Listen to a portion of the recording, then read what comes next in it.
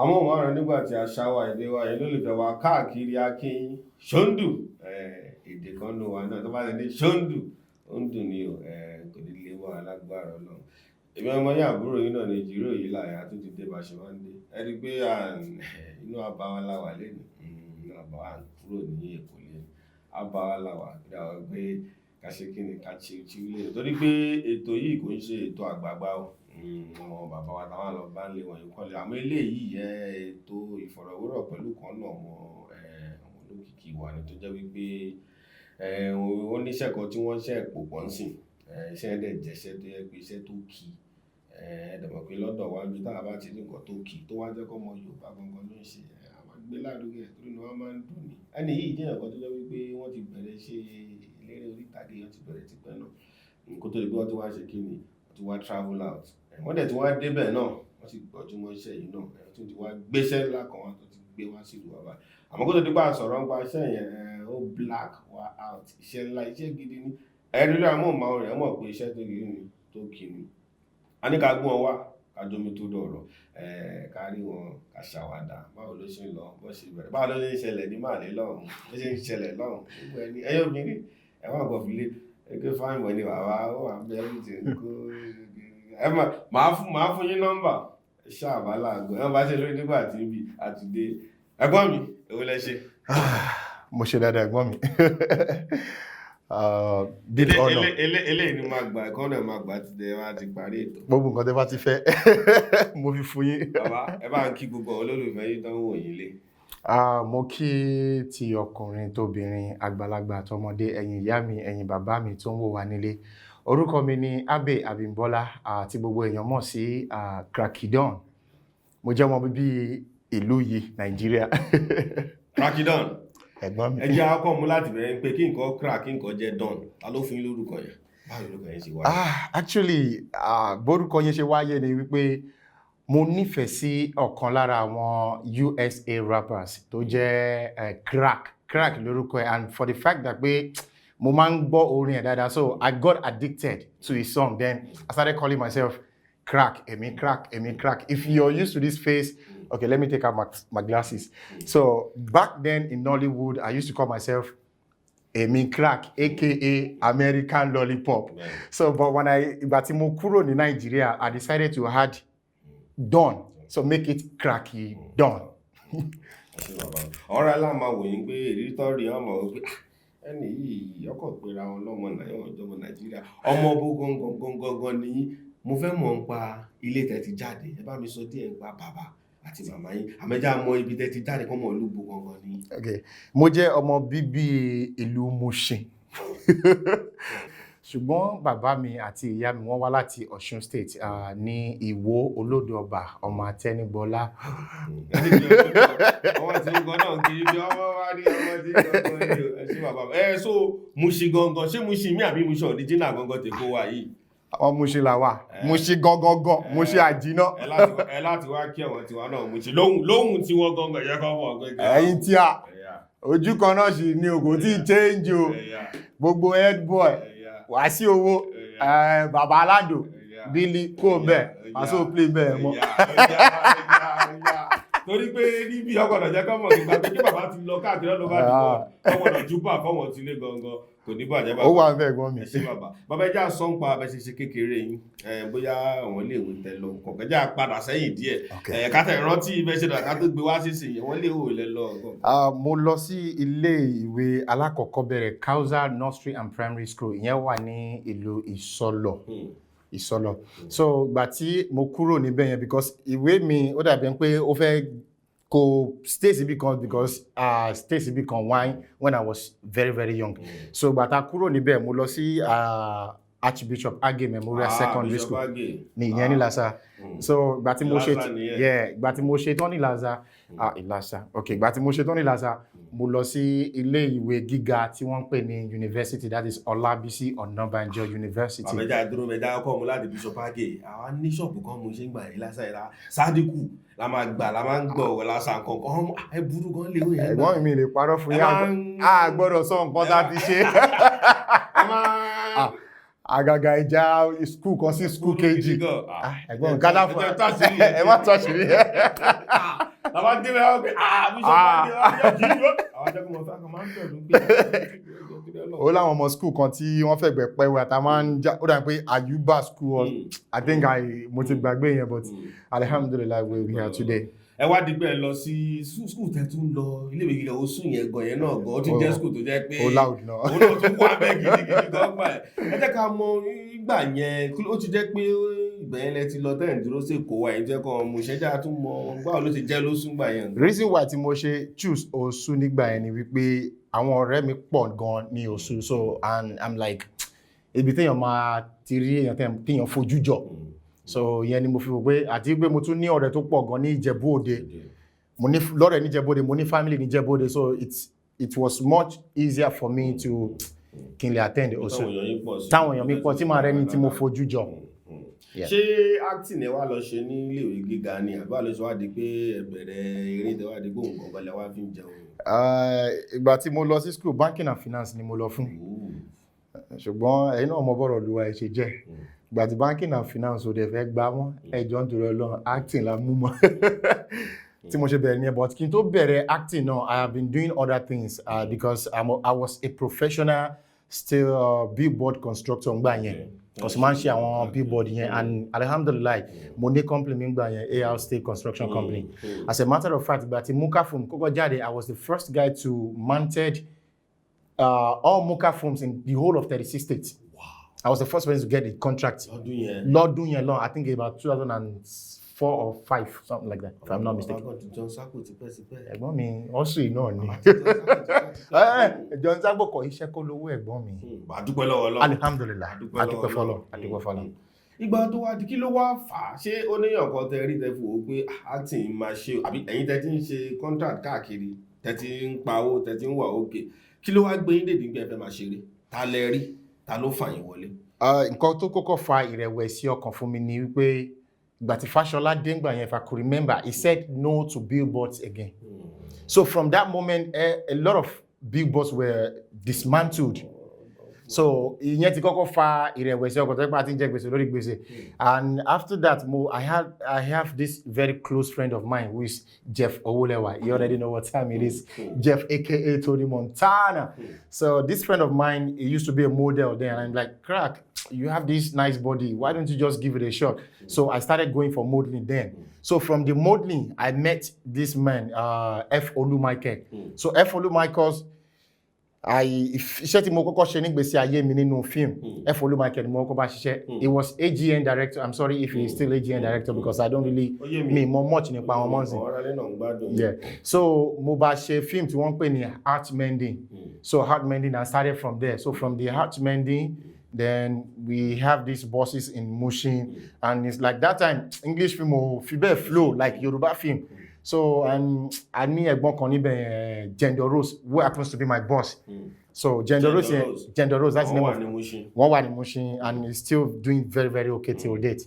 So from there we went to meet this man like okay èmi náà fẹ́ máa ṣe theatre and sorry to say ìgbà tí mo bẹ̀rẹ̀ mi ò bẹ̀rẹ̀ bí ordinary ọmọṣẹ́ because mo wà okay díẹ̀ so mọ́tò wà nílẹ̀ so anywhere tó ga mi bá fẹ́ lọ èmi ni máa ń drive wọn lọ.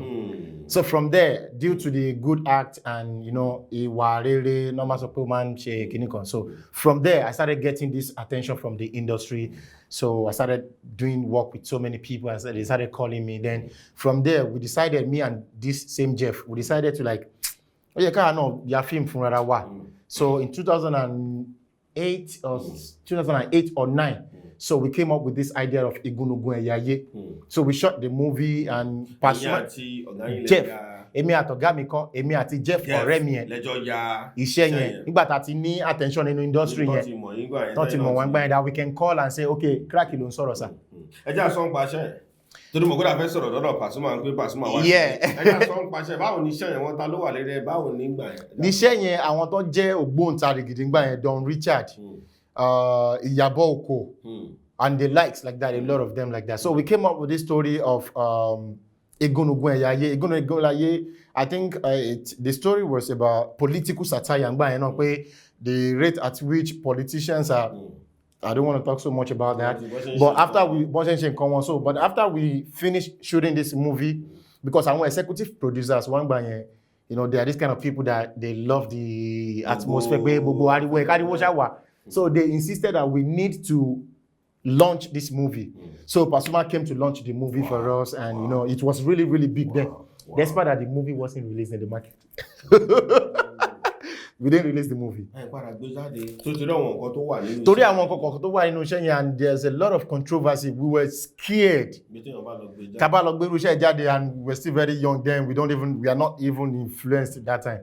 So, and from there, we just decided to let the movie go. Like, I'm sure we can't even get it now. Then it was this tape. But we made some, alhamdulillah, we made some money from the launching because Pasuma came, and you know that time, as Pasuma is still hot right now, so it is. So we had a lot of people that launched the movie for us, and we didn't regret anything.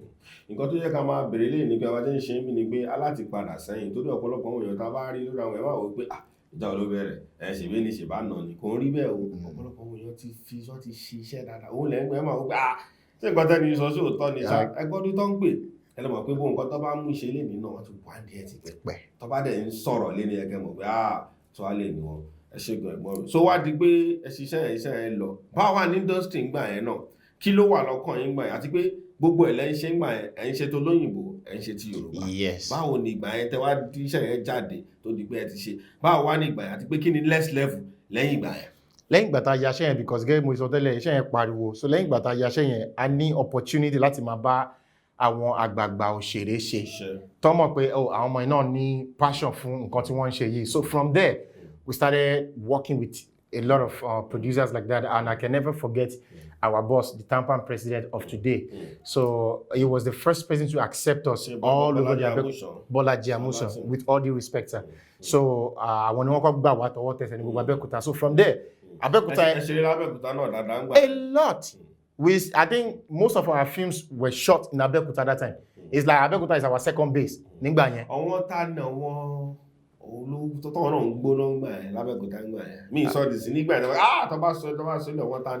Ẹ̀gbọ́n wa tí ó ti kúrò ńbẹ̀ náà ni Odunlade Adekola.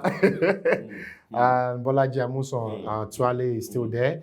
Kola Ajeyemi, alhamdulillah, I'm happy for him. Kola Ajeyemi.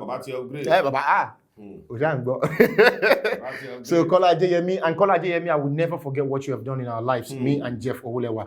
Kola Ajeyemi was the first producer to give me and Jeff our first lead role. The title of the movie is Ijangbara. That movie was shot about 2009 or 2008 or something like that, I cannot remember. So the first lead role, so that movie was released and the movie was like, boom, very, very big. As at that time also. Mo fẹ́ bèrè nǹkan lọ́wọ́ eléyìí àti ni wọ́n gbọ́n lé o. Ẹ sọ pé lára àwọn tó ń gbóná ńgbà ẹ̀ náà adárúkọ bọ̀dá wa gíga Odunlade. Èmi máa sọ pé ṣó ní nǹkan kan tí torí ẹ̀yin tó rà pé ẹ̀yin tún mọ̀ wọ́n dà wá. Ṣó nǹkan kan tẹ́gbọ̀n yẹn ń lò ní jẹ́ pé ẹ̀gbọ́n yẹn dẹ̀ kò dẹ̀ rẹ̀ ẹ̀gbọ́n yẹn ẹ bá mi sọ. Máa sọ àṣírí yẹn fún yín. Ṣó fún ara lé tán. Odunlade ń ṣe oògùn, Ọlọ́run lòògùn ẹ̀. Kò ṣe pọ́n lọ́tọ́rọ̀ babaláwo. Babaláwo máa gbowó lọ́wọ́ ẹ̀. Tó bá gbọ́kànlé àfà ó máa rẹ̀ àfà lọ́jọ́ kan. Tó bá gbọ́kànlé pásítọ̀ ó máa rẹ̀ pásítọ̀ lọ́jọ́ kan. Ṣùgbọ́n ẹni tó bá gbọ́kàn lọ́lọ́run gbogbo nǹkan ló ní. So and the little I know about Odunlade Adekola is very, very close to his God. Very, very close to his God. Because some of us go mato wale shuti wale nsin. So tí o bá rẹ́ni tó bá ń ṣe dáadáa, mo bẹ̀ lórúkọ Ọlọ́run, má bínú ẹ̀. Support her in any ways you can. If you cannot, to the come meet and just feel it. Mind your own business. I don't do it. Right from the Nollywood of the first time, you won't see me there. I can excuse myself. I just want to do something. Because I think that's the major reason why I don't want to say the industry is still the same. But what I left is still the same thing that I industry is learning. I have not seen anything different. Because the same what is it called that is still going on in the industry is still the same thing. But alhamdulillah, the industry is growing anyways. I'm not saying the industry is not growing. The industry is really, really growing. And you know, for Mark Zuckerberg of Facebook, the owner of Facebook, to come to Nigeria and recommend recommend this Nollywood movie of a thing. I should be proud to be a Nollywood actor as well. About my going bẹ́ẹ̀ ṣe ìṣirí tọ́rin yín náà ó dà pé ẹ ti ń ja ìṣẹ̀ṣẹ̀ wọ́n ní wọ́n á máa bèrè pé ó dà pé ẹ̀gbọ́n yìí kọ́ ìṣẹ̀ mú ṣe díẹ̀ torí mọ̀ pé bó tẹ̀ ẹ́ pé ẹ ti padà rí professional sports person nígbà tí travel out náà gbogbo bọ́dì tó dé yìí iṣẹ́ jẹ̀ṣẹ́ rí iṣẹ́ gbowó ní gáràjì mú ṣe dé ní kó tó di pé báwo lọ̀rọ̀ ní spọ́ọ̀tì kankan tó ń ṣe wáyé níbẹ̀ yẹn náà ẹ tún bá mi sọ. The thing is kí n tó kúrò Nàìjíríà gan ó ní ọmọ mi kan ọmọ mi ni máa ń pè 220 Ayinla. This guy is a very good friend of mine right from time. He's the only brother I can call on anytime, any day. Even to bawa pẹ̀lú ìyàwó ma fi ìyàwó ẹlẹ. He's a professional boxer, the boxer then. So from there, I'm on my 12 ni. I'm on my 12 ni. But because of the industry, we were connected. So one way or the other, even back then, even before I got the opportunity to travel out of the country, gbogbo àwọn film tí máa ń ṣe náà máa fẹ́ ṣe pé ká máa sáré kásá máa. There was a movie I produced, what's the name of this movie? Agbára Ẹ̀dá. I remember I jumped from 2-story building, no rigging. Kí ni mo mọ̀ tán pé ní rigging, kí ni mo mọ̀ tán pé ní cable. I jumped from the second live and direct. I think the movie is still everywhere. I think the movie is still on YouTube if I'm not mistaken. Decent ló ta film yẹn nígbà yẹn, Agbára Ẹ̀dá. And I could remember I flipped over a car, even in the movie, as far back as the time that I'm telling you. So I think the instinct has been there right from time. Just that alhamdulillah, they were able to bring out the whole hidden talent, the potentials that I have. Mo yà síbẹ̀ tó rámà wọ́n pé nìyí ojú ẹlẹ́ṣẹ̀ ojú boxer. Ẹ̀tẹ̀ gbọ́ pé wọ́n ti ń ṣe láti lé bí. Kò sí bá ṣe máa sọ̀rọ̀ ń pa ìgbésí ayé yín tá à ní sọ̀rọ̀ ń gbé nígbà tó di pé ẹ kúrò níbí tó di pé ẹ di èrò ọ̀hún. Oníkan náà tó ṣe sí ìgbésí ayé yín náà pé kíni. Báwo ló ṣe wáyé? Àti pé nígbà yẹn ibi tẹ́ lọ yẹn nísìnyí wá gbọ́ pé màlẹ́ ó tẹ̀ tí lórúkọ tí tó ti stay. Sọ ìrìn àjò yẹn bó ṣe jẹ́ gbàtẹ́wọ́ pé mò ń kúrò lórí ìjà rẹ̀ mò ń lọ bẹ̀yẹn. Báwo ló ṣe àti pé pàtẹ́ wá débẹ̀ báwo ni ìrìn àjò yẹn ṣe rí tó dára yín gbogbo ẹ̀ ń dán dùn ẹ̀rá lé nǹkan tó wà lẹ́yìn òdì gan ó pọ̀. So ẹ jẹ́ ká mọ bí ìrìn àjò yẹn fún wọn náà tí wọ́n ń wò yìí táwọn náà fẹ́ gbérù ìgbésẹ̀ yẹn báwo ló ṣe rí. Firstly, ìgbà tí kó tó rí pé mo make decision pé mo fẹ́ travel out of the country gan, you know that time is like àwa lára àwọn tí wọ́n ti ń pè lọ́tún tí wọ́n ti ń pè lọ́tún pé tá bá rìn for sure màá sanwó ọmọ ọ̀tá. So that is like I have done a lot of jobs tó yẹ pé ó yẹ kí n ti wà okay láyé ara mi pé I'm a star. But then orúkọ lásán la rí, my account was still empty. So like sometimes even I want to buy something I cannot even afford it. So ìyẹn jẹ́ ìbànújẹ́ ọkàn fún mi.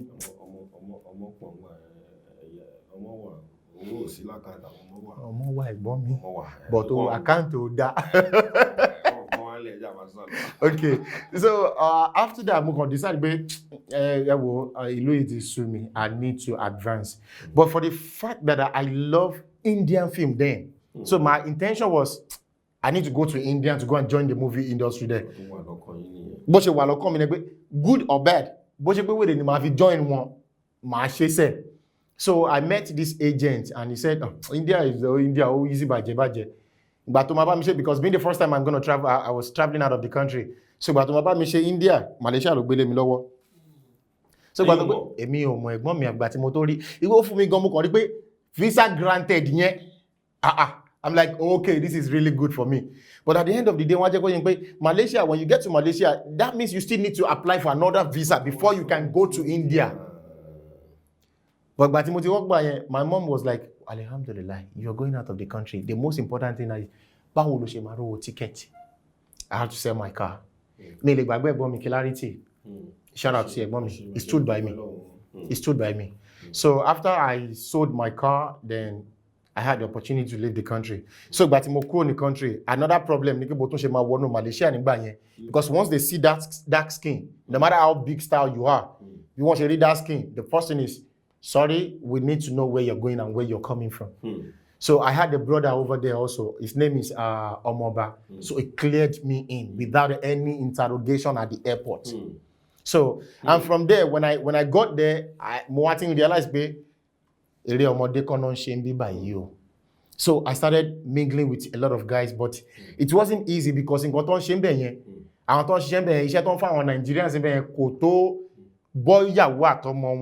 débi pé ọmọ tó wá ní pé àwọn fẹ́ gbé extra àlejò sílé.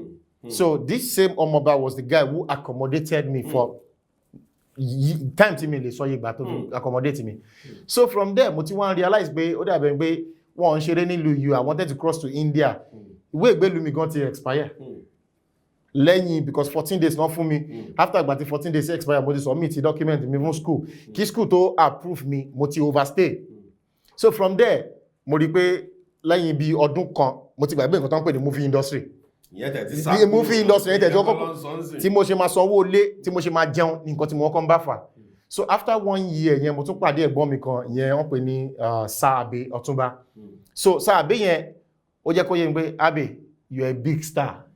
Má nira ẹ lára wá máa gbé nílé mi. Oúnjẹ everything ìrọ̀rùn.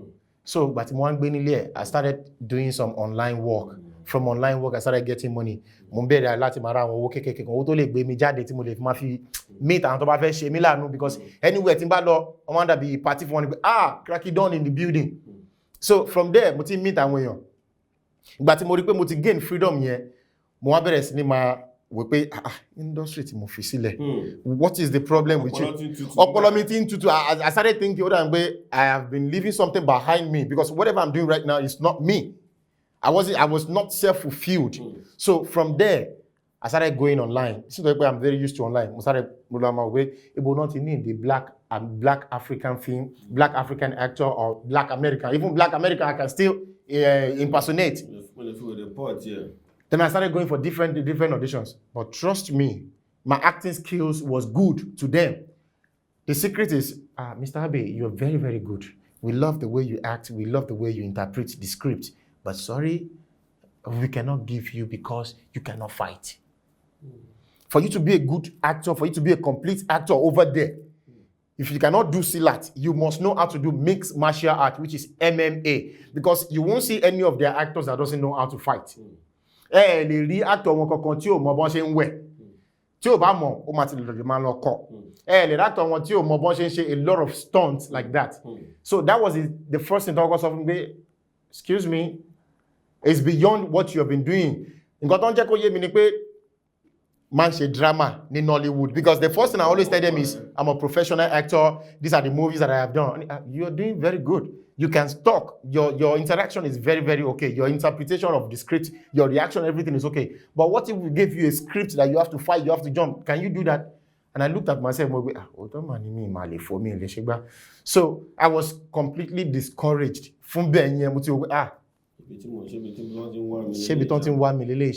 So ìyẹn ti sú mi níbẹ̀ yẹn ọ̀tọ̀.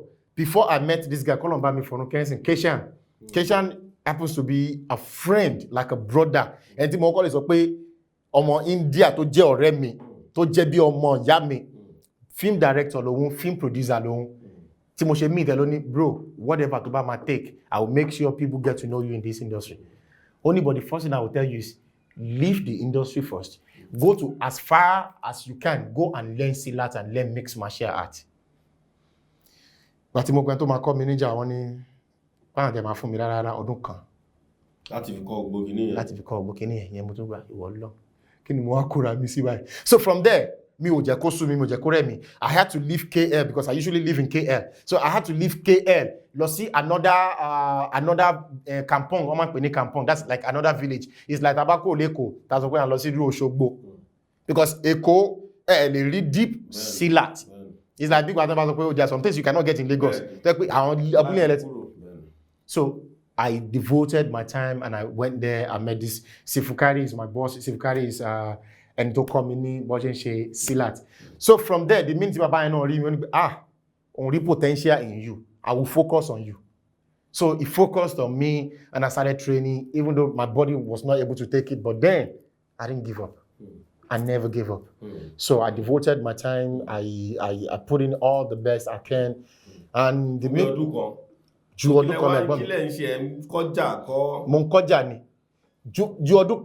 because after gbati mo ṣe tán náà lọ́dọ̀ bàbá yẹn kò fẹ́ fi mí lẹ̀. Èmi náà dẹ̀ fẹ́ fi lẹ̀ torí àwọn nǹkan tí mò ń gain níbẹ̀ because there are a lot of competitions that man lọ fún gbà yẹn náà. So and the minute àwọn yẹn bá ti rí mi, acceptance yẹn máa ń wà pé black guy, one time pay me black America, black Nigeria, black American, no man pay me. So with the body, with the muscle and everything, so everybody always like to have me around because I'm not paying choreograph there. Because if you're a good fighter over there and you don't have a partner, you're not good. Because there are a lot of ideas in your head. It's like me, babe. One or two stunts now. So because of that, so help me here. Meanwhile, I was doing all these things. Whatever I do right now is recorded. So I started recording all these things and I started posting it. So some of my movements, some of my silat movement, all the things that I used to do. So I started getting that attention from there that, who is this guy doing silat? Who is the black guy? First black guy doing silat in Malaysia. So from there, I started getting, hey bro, you are mixed, but you are silat, please, can you do one thing for us? Bole is like, yes, I can. So they started calling me. So this my friend, my late friend, Keshan. So he said, bro, if you know what Indians are saying about you now, so we need to produce a movie. Because I told he's a producer. So he produced one movie, Street Boy, Local Boys. So from the Local Boys, I choreographed the fight for them because they knew I can do it. So I choreographed the fight for them. From there, when he posted me, the image started flying already. So after that, I decided to produce my own movie. So I produced One Blood in 2015 or 16. So One Blood, the minute I released the trailer of One Blood, till date, I have not gone for any audition. They call me for jobs. Ever since I released the trailer that directed, choreographed, and everything. Tiba a mistake, love for audition, sing. Tiba love for audition, man. There's everything that I'm going to get 3. Alhamdulillah. Kasi lo mo ri pe en pe Malaysia, en pe India, en pe Malaysia. Ẹ bá mi yọ̀nà náà bẹ̀. Ṣé ìlú méjèèjì yẹn ti wọnú ra wọn ni àbí báwo ni ṣé ń ṣiṣẹ́ níbi méjèèjì ní fún ara ilé náà kó lè yé wọn dáadáa? India àti Malaysia, because India dàbí Malaysia dàbí Nigeria ni, ani Hausa, Igbo, Yoruba, Shekiri, and so on and so forth. So in Malaysia, no, one ni Chinese, India, Malay. Those are the 3 major tribes. They have others, but the 3 major ones, just like Yoruba, Hausa, and Igbo. So, aside from that, man, in India, of course. India, tiko wa ni rati o ni mi lara lati wo tele. One Fifaji war. One point me sir, can you fly to India to come and work with us? From Malaysia to India, like how many hours? I think there were 2 or 3 hours. 2 or 3 hours, if I'm not mistaken. 2 or 3 hours flight. But depends lórí tebando. Ṣé te lugo le lọ ní vitamin. Gbogbo gba te sọ pé lọ fi bí ọdún kan kọjá tẹ́ fi kọ́ kíní. Kí ló ń ṣẹlẹ̀ nle gba yẹn? Ṣé tẹ́ ìrántí lé dára? Ṣé mọ̀ nǹkan tó ń ṣẹlẹ̀ ní gbogbo Nollywood tẹ́ filẹ̀ yẹn náà torí mo fẹ́ mọ̀. Ṣé tẹ́ ìrántí àbí ẹ̀kọ́ tẹ́ ti ń fèsì ilé ayé yín gbà yẹn? Nollywood nígbà yẹn. Ọlọ́run máa kan gbàgbé yan. Wọ́n gbàgbé mi gan gbàgbé wọn. Because ọ̀rọ̀ tó wà lẹ́sìn ó ti kọjá Nollywood. It's another career entirely. Tí mo ń bá fà. But I was determined then, but if this is all it takes for me to get back to my, me give up. Despite all the obstacles. Òun ni ẹni bá ṣe mú torí pé gbogbo ẹ ti dùn ó tún dancing náà àmọ́ iṣẹ́ gidigidi ni. Òun mo ṣe dédé tí ń gbé wọn padà lọ sẹ́yìn pé Malaysia gbọ́ ẹ̀ sọ fún yín òun lẹ́gbọ́n rẹ̀. Nígbé tán tẹ̀ fíkọ́ wọn ti mú eré ìṣàn tí gbogbo ẹ̀ ṣe tán àṣírí àwọn ìṣeré. Àwọn kọjá àwọn kọ́ gbogbo ẹ̀. Ijó gbogbo ẹ̀ lọ́wọ́ kọ́. Gbogbo ẹ̀. Kó tó di pọ̀ wọn tí wá dé. Kó ṣe gbogbo yóò wá sọ overnight kọ́. Iṣẹ́ lọ ṣe débẹ̀. Ìmúdò bá wá sọ pé kò ṣeré màlé ń gbé ọkọ̀ fi ń dáṣà fi ń ṣe kinní ni. Brother mi, ẹ má jẹ́ ń tàn yín jẹ. Wọ́n ṣiṣẹ́ ní màlé ni. Ṣé gbọ́kọ̀ mi? You know. And another thing is, bóyá ti tẹ́lẹ̀ ó sì wà okay, but for the past few years, it's by Nigerians living over there, we are living by the grace of God. Because even the locals, and talking about this coronavirus of the thing, ó tún nǹkan ṣe. Bàbá àmọ́ wọ́n máa sọ pé ní Màlé yẹn náà ń pé ọ̀pọ̀lọpọ̀ ọmọ Naija nǹkan tó ń tẹ́rí sí tó ń ṣe nǹkan yẹn bí kọ́ lọ gbáyàn nǹkan. Kí lẹ̀yin rí fẹ́ sọ sí? Ṣé bó ṣe rí náà ní àbí kí lẹ fẹ́ sọ sí? Nígbà tí mo ti kọ́kọ́ bẹ̀rẹ̀ ọ̀rọ̀ mi, mo fi ẹnu fò. Torí pé mi fẹ́ sọ nǹkan tó máa tarnish image àwọn brothers mi. Tí àwọn ará ilé bá fẹ́ mọ̀, nǹkan tí màá sọ fún yín ni pé gbogbo àwọn tó wà ńbẹ̀ gẹ́gẹ́ mo sọ fún yín pé grace of God ló ń kálukú fínlẹ̀. Àwọn míì wọ́n tó jẹ́ businessmen ni wọ́n, but wọ́n wà comfortable láti dúró sí Nàìjíríà because àtẹ̀tí ìdébẹ̀ a ṣe ń bọ̀ wá síbẹ̀. ṣé iná mọ̀nàmọ́ná ní Nàìjíríà la fẹ́ sọ ni? Náà láti ó ní blackout. Blackout. A ti gbọ́dọ̀ sọ̀rọ̀ pa iṣẹ́ yẹn. So kò sí bá ṣe máa ṣe bòlò tí ò ní rúgbẹ́. Àwọn tó dá wà ọ́. Àwọn tí ò dá wà. Mi ò ní sọ pé gbogbo àwọn boys tó wà ní Malaysia náà dá. Gbogbo wọn kan náà dá. Àwọn míì wà tó ń ṣe nǹkan tẹ́ ń sọ yẹn. But àwọn tèmi mọ̀ wọ́n ní iṣẹ́ wọn lọ́wọ́. Wọ́n ní company níbẹ̀ yẹn. Because nǹkan tí àwọn míì máa ń ṣe ní wọn ni pé láti fi gain grant síbẹ̀ yẹn wọ́n máa ṣí company pẹ̀lú ìlú yẹn. Tó bá ti ṣí company pẹ̀lú ìlú yẹn wọ́n máa rẹ̀ kàn pẹ̀lú wa. Most of Nigerians wọ́n ní supermarket in there. Most of Nigerians wọ́n ní food restaurants there. Most of Nigeria, I think some Africans, they are footballers over there. So ó wà nínú ara wọn náà ni. Gbogbo àgbáyé náà ni. Nàìjíríà náà nìyẹn. Bẹ́ẹ̀ ni. Ọgbọ́n mi jẹ́ ká wá sọ̀rọ̀ nípa industry àpàrẹ̀. Torí àmọ́ bí industry bí ìṣeré díẹ̀. Báwo ni ètò owó sísan fún wọn tó ń ṣeré? Báwo ni piracy nǹkan ọ̀gbẹ́ tún ẹjẹ́ àsọ̀rọ̀ tí jẹ́ pé industry yín náà ni? Kí báwo lọ́wọ́ bẹ̀yẹn, báwo lọ́ ṣe mójútó àwọn nǹkan tó jẹ́ bí wàhálà lọ́dọ̀ tí wá ń bì? Ṣé tó bá ṣeré ń bẹ̀yẹn náà ṣé wọ́n á kàn sọ pé gbowó epo àbí tó ń ṣe àti pé báwo ni piracy nǹkan ọ̀gbọ́n? Tí bá ní pé kí n sọ̀rọ̀ ó máa dàbí wàtí pé mo fi ń brag ni but mi ò fi brag. Mo grant interview kan ní 2017 or 2018 wọ́n béèrè the same question lọ́wọ́ pé báwo ni owó sísan síra wọn. Ó dà ìgbà tẹ́ bá fi òkè àti sánmọ̀ tẹ̀ fi ń wéra wọn ni ó jìnnà síra wọn. Wọ́n ń ṣiṣẹ́ jọ̀wọ́ bá mi ṣe bẹ́ẹ̀. Mi ò sọ pé kò sí o, àwọn tó bá jẹ́ pàdé mi gangan tó jẹ́ producer because I am very close to every one of them. Àwọn kan tẹ́ pé tó bá pín pé crack, you're working on the 20 something, this is your schedule, this is your call time, this is your location, everything. They won't talk to me about money. But kò wá lè burú títí kó má kọjá times 100 in Nigeria. Ipe gbà má bínú. Owó gbà má bínú. Lè fi wé times 100 tó ń sọ fún Nollywood. Let me say àwọn bóyá torí àwọn kan gbowó dáadáa ní Nollywood náà. Àwọn grade A. Àwọn ajọwó ti grade B gbà. Yeah, ajọwó ti grade B gbà. But ó wá hardly get to rírú yẹn. So mostly ni pé, sir, you're working with us on the 20th of this. The first thing they will do is they send you your script. This is your script, how many things you're doing, if you're going to be staying for how many days, at least everything down. And this is our budget for the day. Per day, because sometimes I charge them per day, or sometimes I charge them contracts. Like for the whole movie, when you release the movie, I'm going to do the promotion for you and everything. Yeah, my contract based. So that when the movie goes to the cinema, we have to share the profit. Money, the few percentage, ètò yẹn ti wà nílẹ̀. So kò sí nǹkan tó yẹ pé ẹjọ́ ẹ wá bá wa ṣe àbí when you're done working, you get back home and your table is still the same thing. Your bills are still pending that you cannot pay your bills.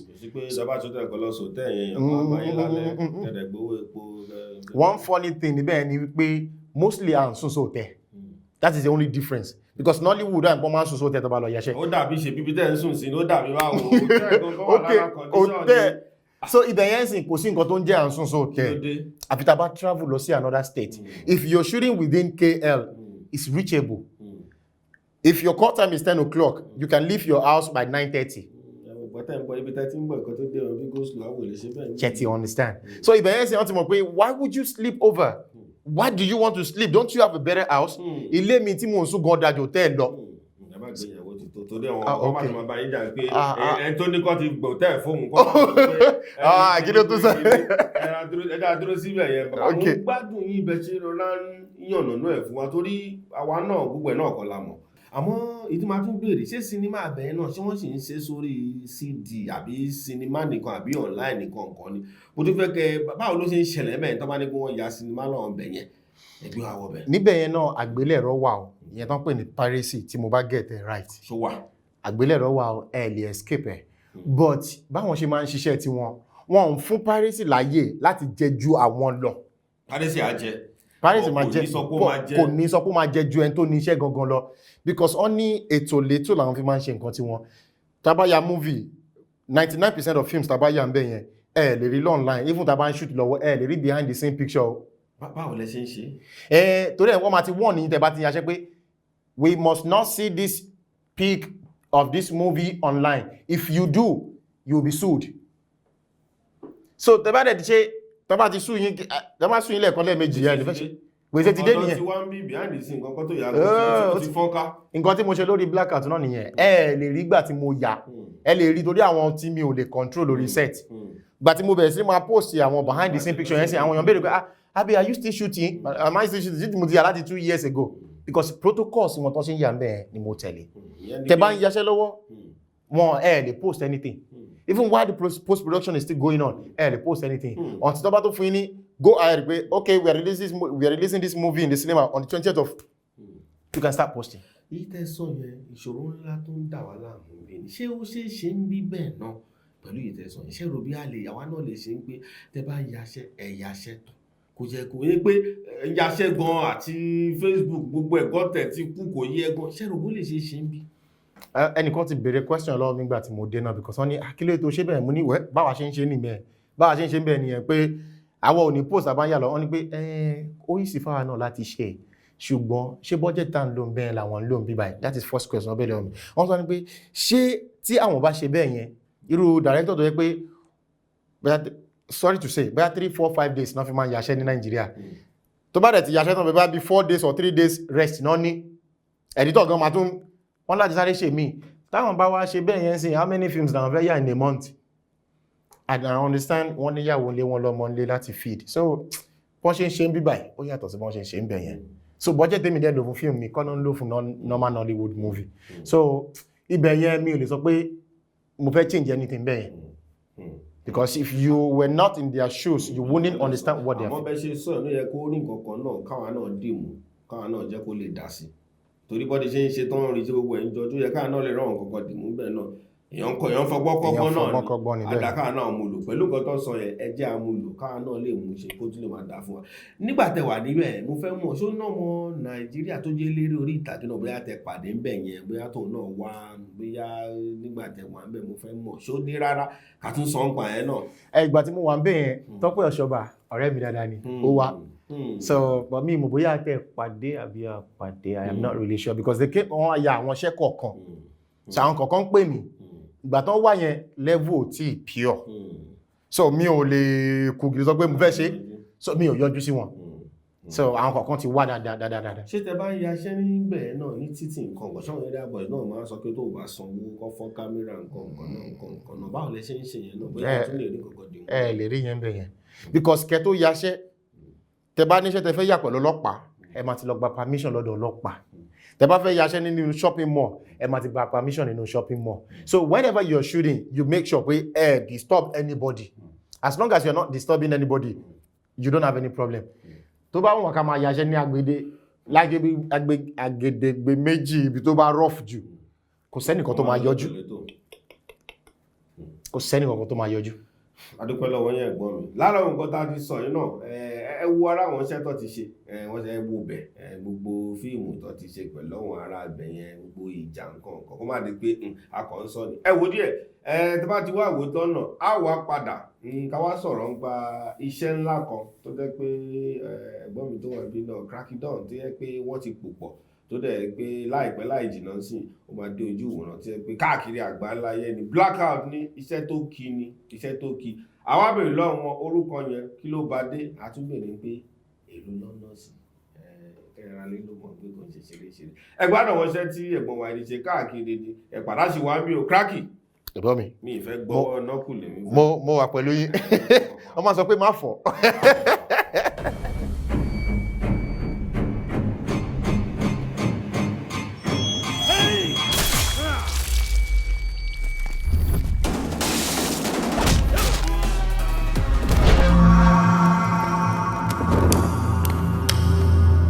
What are you doing here?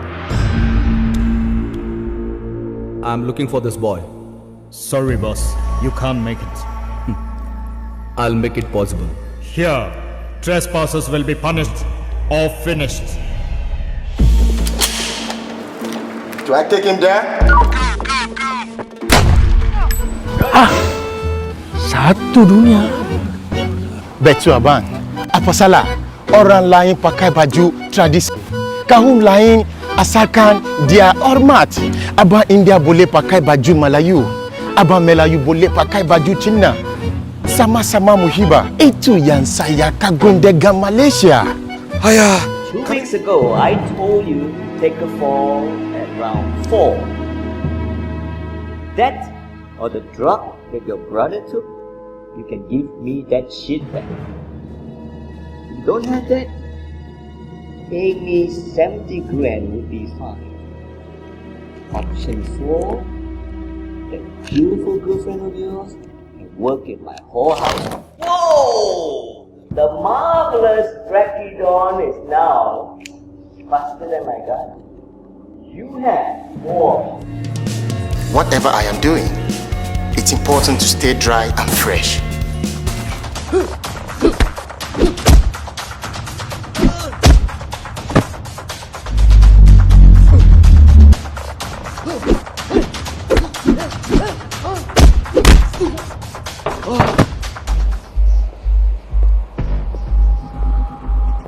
Hi, buddy.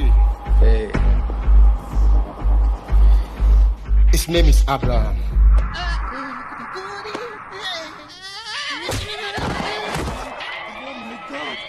Boss, this is a Chinese ghost power. We need to do something right now. Don't talk! Just shoot or I shoot you!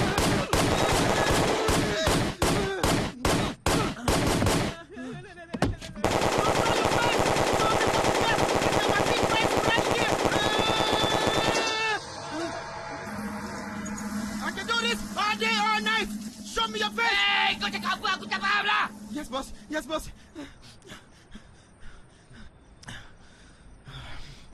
Boss, I think he is gone. ṣe ti rán wọn ṣe ẹ̀ bó ṣe ń lọ ti rí pé oríṣiríṣi kan tí bàbá ti tó ti tẹ́lẹ̀ sí náà kò ń ṣe wàsá o iṣẹ́ ni bàbá ṣe débẹ̀ ẹ̀hún lẹ ti rí yẹn ẹ̀dẹ̀ ti rí nìyẹn ẹ tẹ̀lé bàbá a ṣe ń padà bọ́ ńbẹ̀ bàbá mi mo kí yín Brother mi. ẹ jà sọ̀rọ̀ nípa iṣẹ́ yín iṣẹ́ tó gbóná iṣẹ́ ńlá tó jẹ́ wípé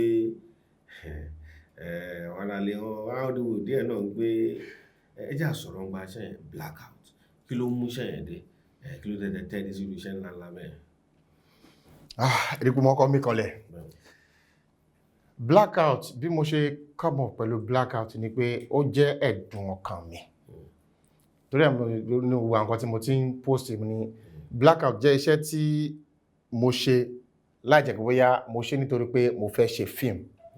Blackout jẹ́ iṣẹ́ tí mo ṣe láìjẹ́ pé bóyá mo ṣáfẹ́ káwọn èèyàn mọ̀ mí àbí mo fẹ́ káwọn èèyàn mọ̀ mí sí.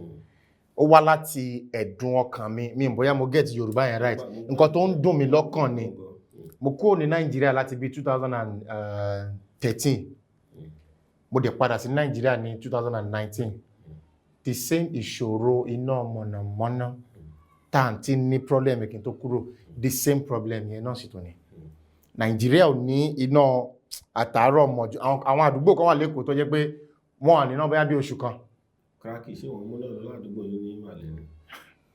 tí náà bá ṣẹ́jú láàrin 1 second ariwo tẹ máa gbọ́ ní gbogbo àwọn neighboring houses yín ẹ máa rò bóyá Biafra ogun ti ṣẹlẹ̀ ni because they have never experienced it before so irú ẹ̀ máa wá ń ṣẹlẹ̀ tó rẹ̀ mọ̀ pé tí irú ẹ̀ bá wá jájà ṣẹlẹ̀ because mistake máa ń wà kò sí pé ó máa ṣẹlẹ̀ ní gbogbo ìlú o but ká sọ pé bí condominium kan lélẹ̀ báyìí iná yẹn kan lè lọ bóyá tí nǹkan kan bá ṣẹlẹ̀ so tí náà ẹ bá wá lọ láàrin 1 second ẹ máa gbọ́ ariwo káàkiri ni tó máa dàbí pé ayé fẹ́ parẹ́ kẹ́tọ́ wá ka 10 seconds iná yẹn ti padà so ìyẹn ẹ lè experience irú yẹn bóyá lẹ́ẹ̀kan láàrin ọdún 4 so kò sí nǹkan tó jẹ́ bẹ́ẹ̀ níbẹ̀ yẹn tẹ bá jẹ́ owó náà níbẹ̀ yẹn gan wọ́n máa fún yín lóṣù 3 kò dẹ̀ sí bóyá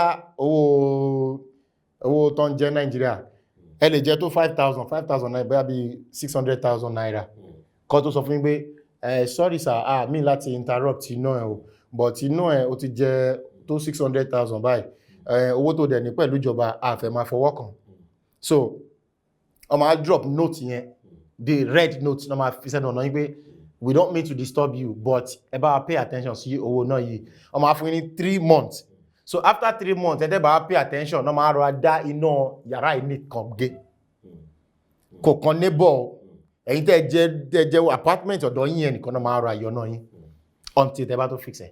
ẹ jẹ́ nǹkan tó yẹ pé ó ka yín lára tẹ́ gbogbo ẹ gbọ́dọ̀ ṣe irú iṣẹ́ báyìí ní wíkì báwo lẹ ṣe wá bẹ̀rẹ̀ iṣẹ́ tó ní múdà gbé ẹ̀yà ń bí ẹ̀yà lọ́hùn ẹ̀pọ̀ iṣẹ́ yẹn pé bá a sọ nípa bí iṣẹ́ yẹn ṣe wà lọ. so gẹ́gẹ́ bí mo ṣe ń sọ̀rọ̀ tẹ́lẹ̀tẹ́lẹ̀ ìgbà tí mo padà dé Nàìjíríà inú hòtẹ́ẹ̀lì tí mo wà the same situation ni and generator tó tún lò ó wà níbi ẹgbẹ́ yàrá tó ń fún mi tó yẹ pé yàrá tí mo like ariwo yẹn ti pọ̀ jù ọ̀tọ̀ ní iṣẹ́ tí mo gbé wá sí Nàìjíríà pé iṣẹ́ tí mo fẹ́ yà lílé ṣùgbọ́n gbà tí mo tún wọ́n jókòó tí mo tún tòrò dáadáa pé this one is not talking about it. Eléyìí ò sọ̀rọ̀ nípa iná, ìyẹn ò sọ̀rọ̀ nípa iná. Only Nigerians no can lament káàkiri we don't have light and we have a lot of filmmakers and they are not talking about this.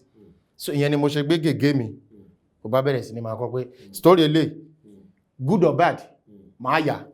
So ìgbà tí mo bẹ̀rẹ̀ sí ni máa kọ àwọn iṣẹ́ yẹn pọ̀ bí mo ṣe ń pò pọ̀. Nǹkan kan tó wà nínú mind mi pé àwọn ará Nigeria, àwọn tó ń jẹ́ film lovers in Nigeria, they are not used to Nollywood movie fighting. They are not used to it. Báwo ni wọ́n ṣe máa accept nǹkan tí mò ń gbé bọ̀ yìí? Because mo rántí pé nígbà kan ẹ̀kan lára àwọn bloggers àbáwọn náà ṣe máa ń pè mí ìfẹ́ dárúkọ ẹni eléyìí tó tóbi jù gan ó gbé jà kan tí mo jà níbẹ̀ yẹn lára àwọn fíìmù kan tí mo ṣe comment mo wá ń rí lábẹ́ blog yẹn instead kan máa sọ pé this guy is doing good tó wà níbẹ̀ yẹn mentality Nigeria this guy wants to be like Jackie Chan this guy wants to be like Jet Li so mo dẹ̀ ń ka message yẹn mo ń ka àwọn comment yẹn ìbànújẹ́ ọ̀kan dẹ̀ bá ń gbé am I doing something bad outside Nigeria ṣé nǹkan tí mo ń ṣe ò ṣé kò yẹ kó wọ́n encourage mi ni so from there mo ti rí pé mentality àwa ọmọ Nigeria tí ò bá ti jẹ́ pé gossip ni àbí tí ò bá ti jẹ́ pé ìròyìn tí ò sí lórí gbá wọn fẹ́ tẹ̀lé so ìyẹn tó wọ́n affect story tí mo ń kọ mọ́ pé mo ní láti come up pẹ̀lú good storyline even tí bá tẹ̀ máa wá jáde nínú fíìmù yẹn náà so ìyẹn ni mo fi come up pẹ̀lú Blackout so mo tó bí mo ṣe fẹ́ tó àwọn tó yẹ kí n fi jà sí mo fi jà sí so gbogbo àwọn ibi tó jẹ́ normal drama ibi tá ti mú àwọn Ayọ̀mọ́gájì Ṣẹ́gun Arínzẹ̀ Murphy Afọlábí wọlé gbogbo yẹn láyà ní Nàìjíríà so gbogbo ọjà tí ó wà nínú ẹ̀ tí mo fẹ́ kó rí bí a ṣe máa ń yà ń bẹ̀ yẹn gbogbo àwọn equipment mo need mi ò rí ní Nàìjíríà kò sí rígì tí mo lè fi gbé ẹni tí mò ń bá jà sókè láti fi prove heroic character tí mò ń play nínú fíìmù yẹn because nínú fíìmù yẹn mo rí pé èmi ni sójà tó lè na èèyàn 4-5 papọ̀ at the same time because àwọn audience Nigeria wọ́n máa ń bilé pé báwo lèèyàn kan ṣe lè na èèyàn 4-5 papọ̀ at the same time gbogbo alámọ̀ pé film trick ni but in real life Sifu mi is about 70-something years of age tó bá fún mi ní punch ẹyọ kan tí mo ṣe tóbi tó yìí máa balẹ̀ ó ní nǹkan tó máa tẹ̀ lára mi kó tó yẹ kó máa lè wà ókè padà so sọ fún mi irú èèyàn yẹn ṣé kò lè sáré tap èèyàn bí 4 papọ̀ ta so èmi ò pé nǹkan tẹ́mi lè ṣe lélẹ̀ gbogbo ọjà tó wà nínú fíìmù yẹn mo fi lẹ̀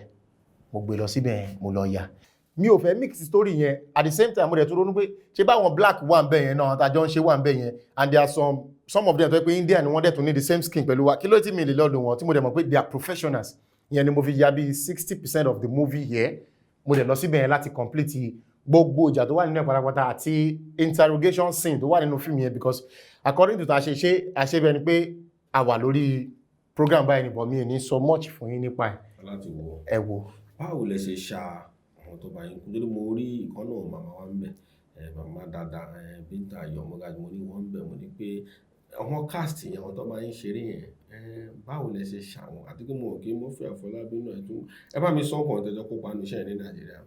Ní Nàìjíríà bí báyìí àwọn tí mo kópa àti wọ́n kópa nínú fíìmù yẹn ni Ṣẹ́gun Arínzẹ̀ Bíntà Ayọ̀mọ́gájì Murphy Afọlábí Ṣótáyọ̀ Ṣóbọlá Ẹniọlá Àjàó Ládi Fọlárìn Tóyìn Aláùsá and the likes but ẹnìkan tí màá mú jáde nínú ẹ̀ ni Murphy Afọlábí because Murphy Afọlábí kí n tó kó Nàìjíríà rárá he has been a very good brother of mine so ó ti dúró tì mí láti ìgbà tí ó sì nǹkankan because mo rántí ìgbà tí industry náà tó fẹ́ ṣe bọ́n ṣe máa ń ṣe pé àwọn ọmọ ìyá nílò wọn mọ́ Murphy ló dúró pé ìwọ iṣẹ́ máa lu ẹ̀dọ̀ lọ́túnla so nígbà tí mo kó àwọn pípé papọ̀ ó yí sì fún wọn láti bá mi iṣẹ́ torí pé kí n tó pè pé hello sir ọmọ yín ló ń sọ̀rọ̀ CRACKYDON ló ń sọ̀rọ̀ CRACKYDON tó ti wà ní Nàìjíríà ni kò ń ṣe wípé hello crack who is crack so image tí ó ti wà nílẹ̀ pé mi ò dẹ̀ ṣe bàjẹ́ sílẹ̀ kò sí pé mo ti rí eléèfín so torí ìtẹríba yẹn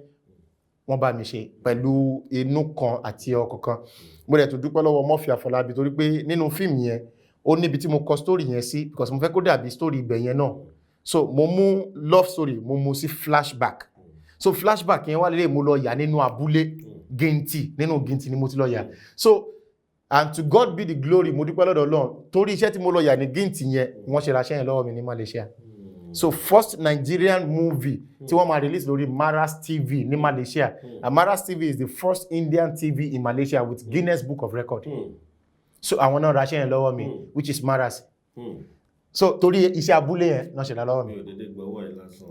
ẹ̀ṣẹ̀ gbọ́ mi. bàbá ẹ̀ lè sọ ń pa ẹ̀gbọ́n amọ́fẹ́ àfọlábí nìkan aláti mẹ́nu bà màmá bíntà ayọ̀mọ́gájì àti ṣẹ́gun àrẹ bá mi sọ́nkàn méjèèjì yẹn díẹ̀ nínú iṣẹ́ yẹn. ṣẹ́gun àrínze àwọn náà play major character. ìgbẹ́lẹ̀ tí mọ̀ kí ni ìbáṣepọ̀ iṣẹ́ tí mọ̀ wọ́n tẹ́lẹ̀ àbí kí jẹ́pọ̀ nǹkan kan lẹ lò fún. mo ti mọ̀ wọ́n tẹ́lẹ̀tẹ́lẹ̀ àtijọ́ ṣiṣẹ́ papọ̀ ṣùgbọ́n ìgbà tí mo pè wọ́n náà tí mo ní iṣẹ́ mi lélẹ̀ Murphy náà dẹ̀ tún bá mi dá sí i so ìgbà tí wọ́n dé ẹ mọ̀ pé odò tó bá kún lójú ẹ nígbà mi ìfẹ́ sọ̀rọ̀ débẹ̀ dáadáa odò tó bá kún lójú ẹ nígbà mi ọmọ ẹgbẹ́ ṣe bó odò tó kún lójú mi ni so bàbá wò pé ṣé wọ́n ló fẹ́ direct ẹ ní but mo ṣe ìtẹ́lẹ̀ pé àdáde mi èmi ni máa direct ẹ because mo mọ nǹkan tí mo ṣe ṣùgbọ́n tí mi ò bá ní ṣẹ́nu kù sọ̀rọ̀ gbogbo àwọn tí mo direct lórí set yẹn wọ́n rí something different but wọ́n mọ outcome ẹ̀kì báwo ló ṣe máa jáde but alhamdulillah mo ti receive a lot of calls pé man this movie is big because ìgbà tá à ń ya Nàìjíríà náà wọ́n mọ picture tó wà lórí mi mo kàn ń ya níyà pé I want standard this is what I want on this set so and when I was screaming because the way I work is different from the way they work I'm like I'm doing 4-man job and Olamilekan Adigun 220 only production manager mi nígbà yẹn he did a lot of as in he stood by me alhamdulillah mo dúpẹ́ lọ́wọ́ ẹ̀ 220 so mi ò ní gbogbo nǹkan tí mo ń fẹ́ nígbà tí mo ń ya yẹn but mi ò èèyàn tí téèyàn bá ti lè fi ojú fo ẹ̀gbin èèyàn ní débi téèyàn lọ so ẹ̀gbin oríṣiríṣi mo fojú fo àwọn ọ̀tẹ́jọ́ kópa ẹ̀ dúpẹ́ lọ́wọ́ gbọ́n mo dúpẹ́ lọ́wọ́ gbọ́n wọn pátápátá. báwo wá ní sìn nígbà tí iṣẹ́ yẹn ṣe ó dà pé ó ti jiná báyìí sìn ètò ìgbésẹ̀ lẹ fẹ́ gbé lórí ẹ̀ ṣé wọ́n máa rí wò náà ní Nàìjíríà ṣé sinimá ní ṣé online nìkan ẹgbẹ́ fọ́wọ́n tó ti ń wò pé iṣẹ́ tẹ ti ń sọ ń pa báwo ló ṣe máa jẹ́ fọ́wọ́n tó wà bí ká má ti sọ ń pa ọ̀hún yẹn sí Nàìjíríà.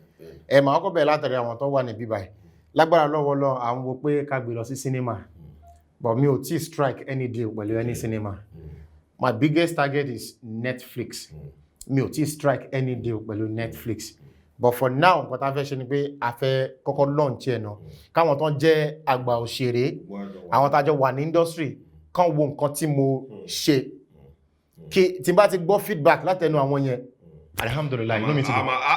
ó máa lọ síbi tó yẹ kó lọ. a máa lọ síbi tó yẹ kó lọ but firstly mo kọ́kọ́ fẹ́ launch ẹ̀ náà kan wo effort mi tí mo ti ṣe pé this is what I have bring back from ibi tí mo ti ń bọ̀ kí náà rí sí máa kọ́ béèrè opinion wọn náà then opinion wọn ló máa motivate mi ló máa yá mi lára láti go out all out pẹ̀lú ẹ̀gbọ́n mi tó wà nígbà.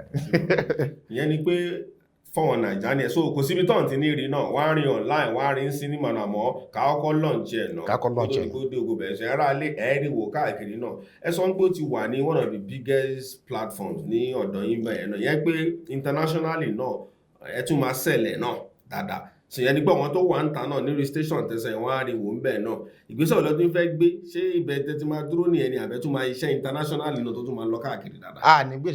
ní ìgbésẹ̀ kankan tá a fẹ́ gbé mọ́ wọ́n ti rà already wọ́n ti rà níbẹ̀ yẹn nǹkan tó kọ́ ní láti ṣe ń sin pé wọ́n dúró fún permission tèmi because èmi fẹ́ kó jẹ́ pé ìlú tó ti bí mi ni mo ti fẹ́ release ẹ̀ náà kó tó di pọ́n máa ní access láti release ẹ̀ ń bẹ̀ yẹn ìyẹn gẹ́gẹ́ bí agreement àjọ sign pé if I didn't release this movie in Africa you don't have any right to release it over there so they are patiently waiting for me so àwọn ti ní platform wọn ni Simply South is the biggest, it's one of the biggest online TV stations in the whole of Asia. So if I'm going to strike any deal with anybody in Africa, so Asian regions will be left out of my target. Ibi ba nìkan. Mi ò ní bẹ̀rẹ̀ ń gbé bí èlò lọ́sàn mi ní bẹ̀rẹ̀. Ẹgbọ́n mi bọ bẹ́ẹ̀ mi àti ti ṣe ń sọ̀rọ̀ ká tó tó di bí náà ẹ ń fẹ́ dúró even lẹ́yìn Blackout tẹ́lẹ̀ náà ẹ fẹ́ make sure pé iṣẹ́ yẹn ń lọ torí pé ó ní nǹkan kan tẹ́ fẹ́ achieve. Ó fẹ́ nǹkan tẹ́ fẹ́ achieve. Pé kò sí bá ṣe fẹ́ ṣe náà sinimá yẹn náà gbọ́dọ̀ wọ́n gbọ́dọ̀ máa wò ń ta dáadáa náà gbé kiri. Kí làwọn plans tó wà nílẹ̀ ṣé tí náà sódì kan tó ń wà ní orí yín nǹkan kàbí pé kélé lọ tán náà ń gbé kiri kí nìkan tó ń wá sí yín lọ́pọlọ. Tí mi ò bá ní parọ́ fún yín ẹ̀gbọ́n mi tẹ́ bá wò ẹ jẹ́ ká ti bi pẹlẹbẹ ká fi mú ọ̀lẹ̀ jẹ ní Nàìjíríà alone lè sọ story tó wà Nàìjíríà tán. So definitely mo ní a lot nínú orí mi kí n tó kúrò ní Nàìjíríà iná after ìgbà tí n bá ṣe gbogbo nǹkan tí fẹ́ ṣe náà máa ya ìmí ẹ̀dùn ọkàn mi náà tó ní.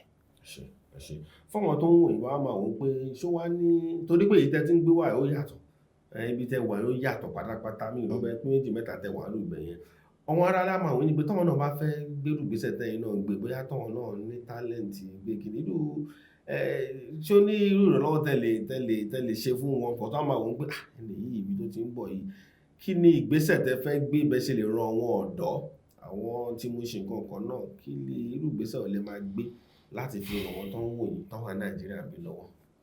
Màá bẹ̀rẹ̀ pẹ̀lú wípé Ọlọ́run nìkan ló lè ran ẹ̀dá lọ́wọ́ ẹni tó lọ́run ràn lọ́wọ́ kò sí ẹnì kankan tó lè ràn lọ́wọ́.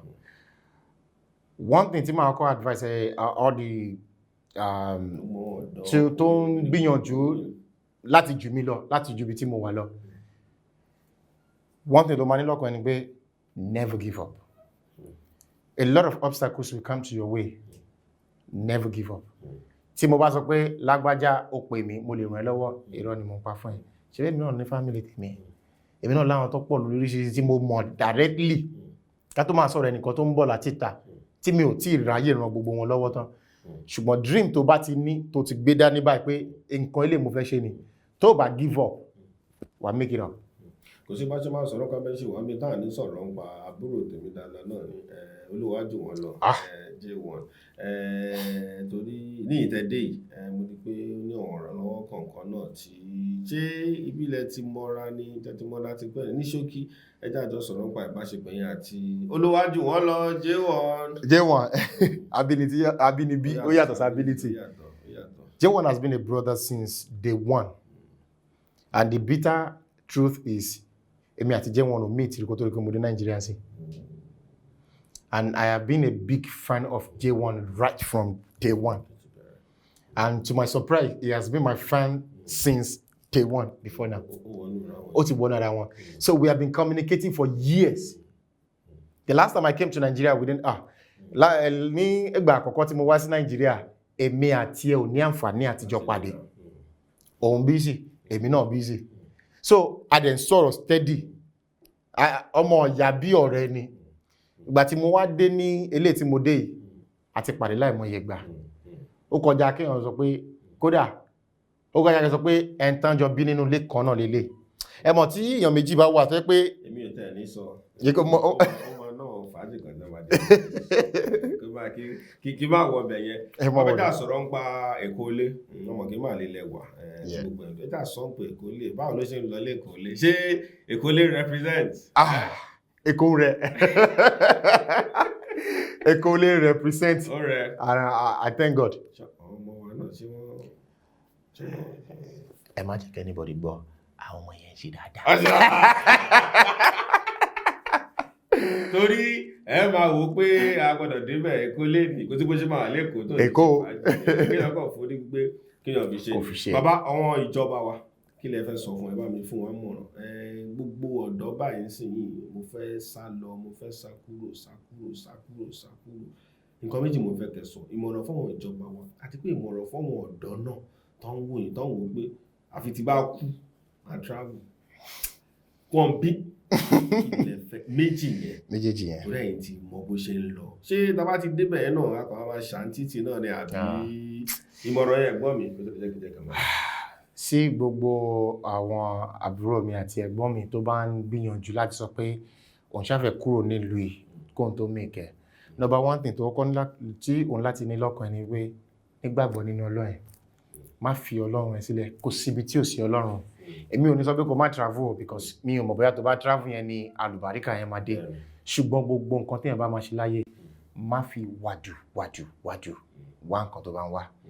And secondly, àwọn ìjọba wa, like I said on my other interview, mi ò mean láti disrespect wa, láti disrespect yín, but ẹ jọ̀ọ́ ẹ fún wa ní iná. Ìlú tí kò bá síná, ó dàbí ìgbà téèyàn bá ṣe ń gbé ní ayé àtìgbà yẹn ni. Kí ló ń ṣẹlẹ̀ ní Nàìjíríà? Ó yẹ ká máa lo 12,000 megawatts and lo 4,000 to 5,000. Kò tó wà ṣàgídí ẹ fún wa níná tí ẹ mọ̀ pé téèyàn bá ní tí iná bá wà businesses máa lọ dáadáa kò ní affect ẹni kálukú mi ò ní níyín lára ẹ̀yin ò ní ní mí lára mi ò ní máa kàn lẹ́kọ̀ọ́ ẹ pé fún mi lówó all the time ṣé dandan ni ká depend lórí generator Nàìjíríà ni àní mo lọ sílé kan generator mẹ́ta náà ní ìkan ti pack up another one pack up one tó dra mí ìyẹn ò tún wá ṣe stress ìyẹn ò tó stress o ariwo the air pollution ẹjọ́ tó lọ́rọ̀ ẹ̀yin ìjọba wa ẹ̀bẹ̀ ni mo bẹ̀ yín this is coming straight from my heart ẹjọ́ ẹ kàn fix iná fún wa èmi ìtẹ̀fẹ́ sọ̀rọ̀ bàbá road omi ẹ̀jẹ̀fìyẹ́lẹ̀ ẹjọ́ tó lọ́rọ̀ ẹ fún wa ní iná. Bàbá tó bá fẹ́ kàn sí tọ́wọ́n tó ń wò yìí tó ti gbọ́ yín látàárọ̀ bóyá lórí ẹ̀rọ ayélujára Instagram bó dẹ̀ pé ní bóyá business number kan náà tó lè pè yín sí náà pé bọ́ọ̀lù lọ́tí kọ́ kàn sí ẹ fún wọn bó ṣe lè kàn sí tọ́wọ́n tó ń wò yìí. Ok fún àǹfààní gbogbo àwọn tí wọ́n bá fẹ́ reach out to me inú mi máa dùn láti receive everyone. My Instagram handle is CRACKYDON that is CRACKYDON. Facebook mi CRACKYDON that is CRACKYDON. Mi ò ní fi nọ́mbà mi sílẹ̀ torí gbogbo ìgbà ló máa ń wà lọ́wọ́ mi ìdẹ̀ni fẹ́ kẹ́nìkan pé kó wà ní pé ó pè mí mo pé ó ní gbéraga ṣùgbọ́n lórí Instagram tí mi ò bá tẹ̀ reply lẹ́nì ìjọ́kíjọ́ tí mo bá rí màá débẹ̀ a lè sọ̀rọ̀ dáadáa CRACKYDON that is CRACKYDON. Bàbá bá gbé wọn tó wà ní industry wọn tó wà ní industry wà ń bi tó ń tiraka kó ba lè jọra àwọn fẹ́ jẹ́ kí gbogbo wọn kẹ́ tó kúrò níbi láwọn colleague yìí tó wà ní industry. You already know what time it is. Àwọn pàdé mi tó jẹ́ àwọn ẹ̀jẹ̀ mi gangan 220 University ọmọ mi níṣà Jeff Owólẹ́wà Awilo Ìtẹ̀lẹ̀ the icon. Akintunde Lagata, those are my bosses. Murphy Afolabi, those are my bosses. Lukman Raji, Lala, Aminatu Papapa. A whole lot of them. Pardon me, I want to me balẹ̀ rántí orúkọ wọn sìn. Ọ̀pọ̀. Ó ń bọ̀ tó di Blackout sinimá ńlá tó jẹ́ pé both local international sinimá tó yà bí ìlú mẹ́rin márùn-ún. Òṣèrò tó pò padà dúpẹ́ lọ́wọ́ Ọlọ́run. Cracky. Ẹ̀gbọ́n mi. Àdúpẹ́ pé God bless you. Ọlọ́run ní káyọ̀ àdẹ̀ríra dáadáa náà. Alhamdulillah. Olólùfẹ́ náà dẹ̀ máa kàn sí. Òun nìyẹn ara àwọn ọ̀dọ́ tí ó gbé wọ́n ń gbé nǹkan rẹ̀ ṣe nìyẹn. Wọ́n ṣe wá mi tọ́wọ́ ẹ̀ náà. Wọ́n dúró wọ́n wò pé àní nǹkan tí mo believe nǹkan tí mo àgbà tí wọ́n á dẹ̀ dúpẹ́ lọ́wọ́ Ọlọ́run. Àti ìdébẹ̀ àmọ́ lágbára láìpẹ́ láì jìnnà àmọ́ àdégbẹ̀. Mo dúpẹ́ Láwálé àbúrò mi tààràtà ọjọ́ wà nínú ilé agbára bí tó máa yà tó ń gé gbogbo ẹ̀ ń dún bì. Àtàwọn tèmi tó wà lẹ́yìn ilé mi náà mo dúpẹ́ lọ́wọ́ ẹ̀gbọ́n mi pẹ̀lú beautiful sister kan bí ẹni láti ẹni padà rí sàkókò sí lónìí bí náà gbé adúgbòlò gbóyin adúgbòlò CRACKYDON àwa náà jọ ṣe fàájì yẹn náà ni dandan ni olólùfẹ́ wa rí eléyìí ẹ ti rí bó ṣe ń lọ tó bá dẹ̀ jáde náà àdẹ́gàtì lórí amóhùnmáwòrán náà adúgbòlò náà ó tún díjọ́ mi ọjọ́ rẹ nìyẹn ó dàbọ̀. No more darkness. Nigeria is giving people light, yet we do not have light. No to blackout.